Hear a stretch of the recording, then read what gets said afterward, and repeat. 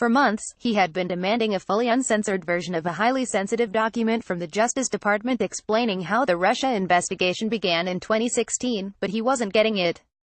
As the standoff escalated, Nunes began warning Deputy Attorney General Rod Rosenstein, the man in charge of Special Counsel Robert Mueller's Russia investigation, that he could face contempt of Congress, or even worse, "We're not going to just hold in contempt," Nunes said to Fox News last month. "We will have a plan to hold in contempt and to impeach." Nunes had already been offered time to review a copy of the electronic communication formally authorizing the FBI's investigation into Russian interference in the 2016 election, but he had publicly demanded to see what was behind certain blacked-out lines. Facing the growing pressure and outrage from President Donald Trump, Rosenstein finally relented in early April, and granted Nunes and Rep. Trey Gowdy of South Carolina access to the document with only minimal redactions to protect the name of a foreign country and agent, along with all members of the House Intelligence Committee. But when the pair arrived at the Justice Department to review the electronic communication, officials were caught off guard by his next move. Nunes, sitting with a copy of the document in an unopened folder directly in front of him, opted not to read it, according to 4 sources with knowledge of the situation. Gowdy, chairman of the House Oversight Committee, reviewed a copy, and since then nearly a dozen other lawmakers have gone to the Justice Department to read the document, sources say.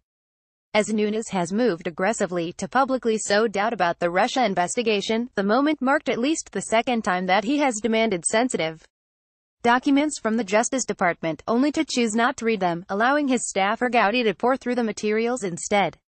California Republican admitted in February that he did not read any applications under the Foreign Intelligence Surveillance Act to monitor former Trump campaign advisor Carter Page. His supporters say there's nothing untoward about a chairman being briefed by his staff.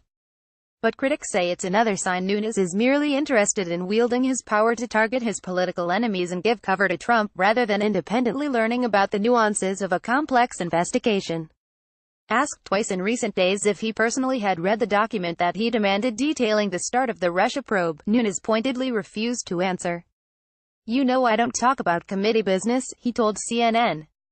Asked later for a yes or no answer, Nunes repeated the same refrain, "You know I don't talk to you about this stuff." A Nunes spokesman also would not say if his boss read the documents he's demanded from the department. "I admire CNN's unrivaled ability to faithfully produce foolish hit pieces on Republicans that are spoon-fed to them by anonymous sources," Nunes spokesman Jack Langer said in a statement, providing no further comment. After being briefed on the documents about the start of the Russia probe, Nunes began to raise major alarms, telling Fox News there was no basis to launch the investigation in the first place, saying there were major problems with the investigation. Yet Gowdy has not gone nearly so far. Indeed, unlike Nunes, Gowdy has defended the Mueller investigation amid criticism within his own party. Gowdy spokeswoman Amanda Gonzalez said her boss has read everything he has been asked to read, including the electronic communication with minimal redactions and the FISA documents about the surveillance on Page. She said he fully supports the Russia investigation in the asking of fair but firm questions of officials in the executive branch. While he was not surprised by what he read, Chairman Gowdy does have additional questions for the drafter of the EC, Gonzalez said, referring to the electronic communication. As Chairman Gowdy has said many times, he fully supports Special Counsel Mueller's investigation, and believes Mueller should be given the time, the independence, and the resources to conduct a thorough investigation. Democrats say being briefed on crucial documents is insufficient. "You have to go and read this stuff. You can't just get briefed by people who are making it their crusade to undermine the investigation," California Rep. Eric Swalwell, a Democratic member of the committee, told CNN when another GOP member, Rep. Peter King of New York, said he had been briefed by Nunes staff on the document. "I just don't understand why they wouldn't go over and read it themselves. I mean, the Department of Justice is 10 blocks away from here, and it took me 90 minutes to read." The Justice Department declined to comment.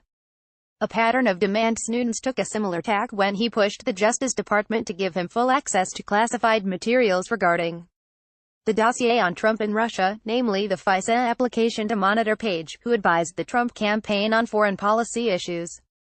After months of furious lobbying, where House Speaker Paul Ryan got involved as well, the Justice Department ultimately allowed lawmakers to review the FISA application.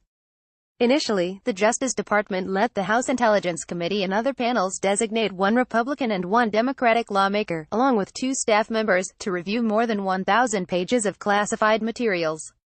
Nunes designated Gowdy to do so on his behalf. That review later became the basis of the so-called Nunes memo, which Nunes and Trump seized on to accuse the Justice Department and FBI of improperly monitoring Page. Just weeks before the 2016 election, the committee has discovered serious violations of the public trust, Nunes said after the memo's release. At least 19 lawmakers have personally reviewed the FISA application at the Justice Department, according to sources. Nunes' senior staff has reviewed the records, but Nunes still has not done so. Nunes, however, has been coy about whether he's personally read the documents he's demanded. After heading to the Justice Department to see the electronic communication, Nunes left the impression he had personally reviewed the document. In an interview with Fox Business last month, the first question was whether he had seen the document. "That's correct," Nunes responded, adding, "It took us a long time to access the document." Yet, he also mentioned on multiple occasions that his investigators had reviewed the record. "So what we found now, after the investigators have reviewed it, is that in fact there was no intelligence," Nunes said to Fox Business host Maria Bartiromo, calling it a major problem. Asked if that meant there was no official intelligence to start the Russia probe, Nunes said, "I think that's the point. We don't understand. We've never understood. We have access to these finished intelligence products and we've never seen one reason to start the probe."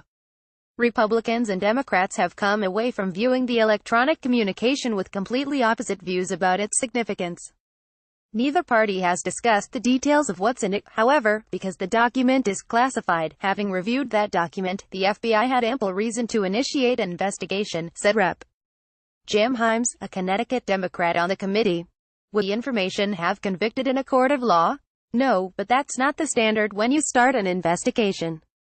It would have been an act of gross negligence based on the evidence at hand had the FBI declined to follow up on the leads that they had. "I want to meet the FBI supervisor who would not open an investigation with the information that they had," Swalwell said. "The information that started the investigation was alarming, and the evidence that Carter Page was an agent of a foreign power was voluminous." Page has acknowledged that he had brief interactions with a low-level Russian official in 2013, but has vehemently denied any allegations of wrongdoing. Several Republicans on the House Intelligence Committee say the electronic communication shows the documentation for the start of the Russia investigation was unfounded. "It's a fair question. What evidence did you have to start this investigation?" said Rep. Chris Stewart, a Utah Republican who sits on the committee.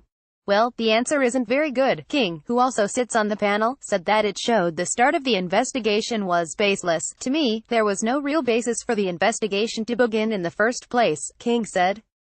The FBI was using a backdoor process to rely on data, which did not rise to any intelligence level. Rumors, rather than intelligence. King said at the time that he hadn't yet read the document, but had been briefed by Nunes staff.